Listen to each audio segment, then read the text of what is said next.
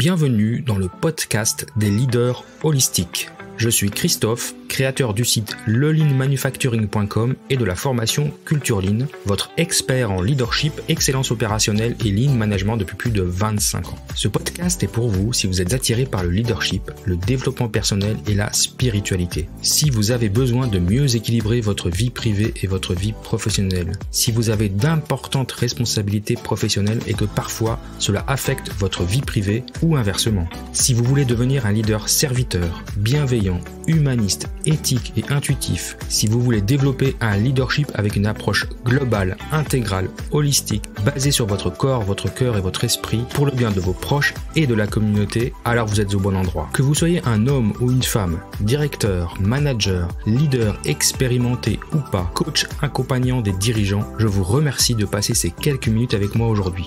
On y va, c'est parti! Bienvenue dans ce nouvel épisode du podcast des leaders holistiques et nous continuons notre challenge J'envoie 2022 avec l'Académie du podcast. Alors aujourd'hui, ma contrainte créative, elle est de partir d'un dicton. Et là, j'ai même pas eu besoin de réfléchir 2 secondes parce que pour moi, le dicton, alors c'est plus qu'un dicton qui me vient à l'esprit, c'est ce qu'on appelle la règle d'or. C'est-à-dire la règle d'or, c'est ne fais pas aux autres ce que tu ne voudrais pas qu'on te fasse. Et j'aimerais un peu explorer les fondements de ce dicton, de cette éthique, parce que elle est pour moi un des fondements du leadership holistique. Alors la règle d'or, c'est une éthique de réciprocité dont le principe fondamental est énoncé dans presque toutes les grandes religions et toutes les cultures. Traite les autres comme tu voudrais être traité ou ne fais pas aux autres ce que tu ne voudrais pas qu'on te fasse. C'est une forme de morale universelle qui se retrouve aussi bien dans les préceptes philosophiques de l'Égypte antique, de l'Antiquité grecque, mais aussi dans les religions orientales, l'hindouisme, le bouddhisme, le taoïsme, le confucianisme, proche-orientales, voire occidentales, telles que le christianisme, le judaïsme et l'islam. Et c'est même dans l'humanisme athée, on fait référence à cette règle d'or. Donc c'est vraiment, on peut pas faire plus consensuel comme règle. Elle constitue une source d'inspiration essentielle pour l'approfondissement du concept moderne des droits de l'homme. Elle est au centre de ma philosophie de vie en tant que leader holistique. Alors cette règle d'or, elle peut se comprendre à plusieurs niveaux. D'abord, on peut se limiter à énoncer la règle de base de la morale sociale, qu'est la réciprocité, sous la forme d'un simple accord de cessez-le-feu. Ne fais pas ce que tu ne voudrais pas qu'on te fasse. Mais cette règle peut être alors appliquée que sous la contrainte ou la menace. On peut aussi exprimer sous une forme de loi de comportement, ce qu'est une attitude socialement louable, ce qu'est socialement un homme bon. Tout ce que vous voulez que les hommes fassent pour vous, faites-le pour eux, vous-même.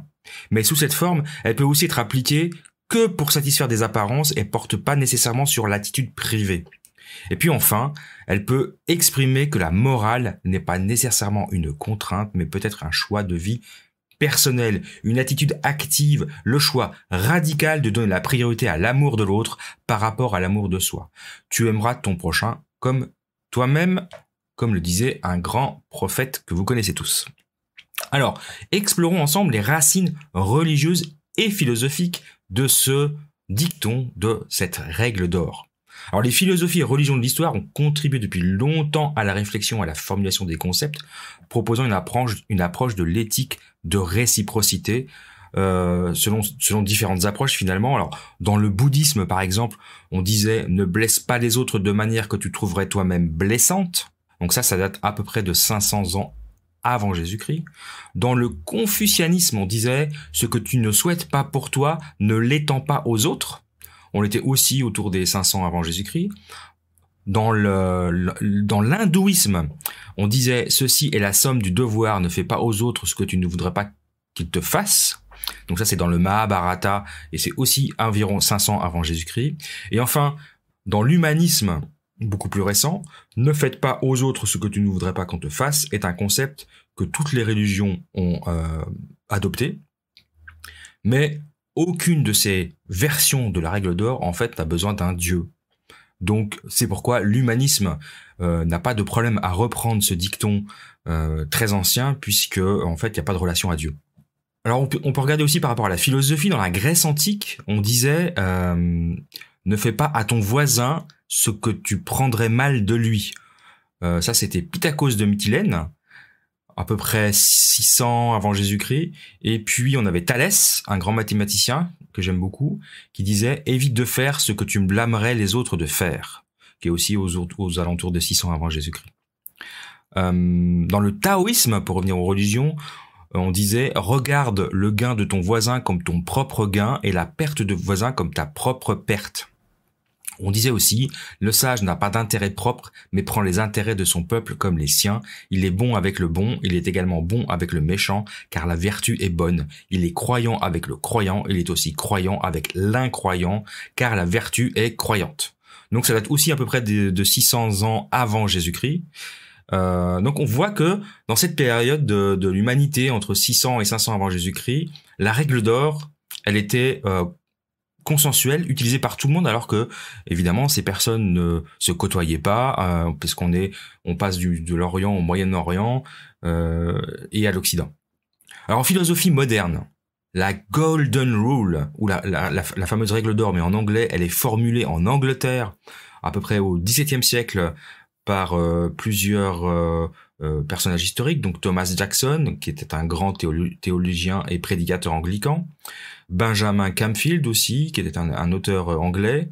Il y a un auteur allemand qui l'a repris aussi, un peu plus tard, au XIXe siècle. Lui, il présente deux formulations un peu différentes de cette fameuse Golden Rule. Il dit la règle d'empathie qui part de nos désirs ou de nos craintes, ce que tu redoutes ne le fais pas à autrui, ce que tu désires qu'il te soit fait, fais-le toi-même pour les autres. Ça, c'est la règle d'empathie. Et la règle d'équité, qui part plutôt de nos jugements de valeur, ce que tu reproches à autrui ne le fais pas toi-même. Comme tu juges qu'autrui devrait agir à ton égard, agis toi-même vis-à-vis de lui. Donc on étend cette fameuse règle d'or à une double règle, la règle d'empathie et la règle d'équité. Et puis il y a une évolution, on va dire un enrichissement de cette règle d'or qui dit que cette éthique n'a aucun sens si elle est prise sans empathie, c'est-à-dire sans prendre en compte les besoins et les sentiments de l'autre personne. Une autre façon qui serait d'exprimer ça, c'est traite les autres comme tu voudrais être traité si tu étais à leur place. C'est pourquoi on l'appelle plutôt l'éthique de réversibilité. Donc c'est pas une règle pour imposer un système de pensée particulier qui serait une action non éthique, ça implique de la tolérance et de l'universalisme. Et enfin pour finir, dans les années 70, un philosophe américain, Thomas Nagel, propose de penser l'altruisme de façon objective sur la base d'une éthique de la réciprocité. La formulation, c'est-à-dire « ce que tu ne veux pas qu'on te fasse, ne le fais pas à autrui », semble restreindre le champ de l'éthique à une considération de prudence. En gros, si je veux éviter représailles et sentiments de culpabilité, il vaut mieux que j'évite de faire subir à autrui des comportements que je ne souhaiterais pas moi-même être la victime. Donc lui, ce philosophe américain, Nagel, il dit au lieu de mettre autrui à notre place en lui prêtant des sentiments, en lui prêtant nos propres sentiments, il s'agit bien pour nous de nous mettre à sa place en appliquant la règle de réciprocité. Autrement dit, quand nous compatissons au malheur d'autrui, nous prêtons à ce dernier notre capacité de sentir, de ressentir. Et quand nous jugeons en termes de réciprocité, nous jugeons nos actions comme autrui le ferait. C'est ainsi que l'égoïste est celui qui reformule toutes les maximes de ses actions à la première personne du singulier, alors que l'altruiste, à l'inverse, reformule toutes ses actions à la troisième personne du singulier. Donc vous voyez, comme vous le voyez, on peut disserter très longtemps sur cette fameuse règle d'or que je trouve particulièrement intéressante parce qu'elle a des approches, des fondements philosophiques et des fondements religieux qui sont très très anciens et qui restent en même temps tout aussi modernes maintenant, puisque c'est une règle qui pour moi devrait être affichée au-dessus de toutes les portes de tous les managers de ce monde. Donc j'espère que vous aurez apprécié cet épisode un peu plus court au sujet de cette Golden Rule, de cette règle d'or, parce que voilà, c'est un des fondements philosophiques de l'humanité et c'est un des fondements philosophiques du leadership holistique. Voilà, je vous remercie de m'avoir écouté aujourd'hui, puis je vous retrouve dans un prochain épisode. Au revoir.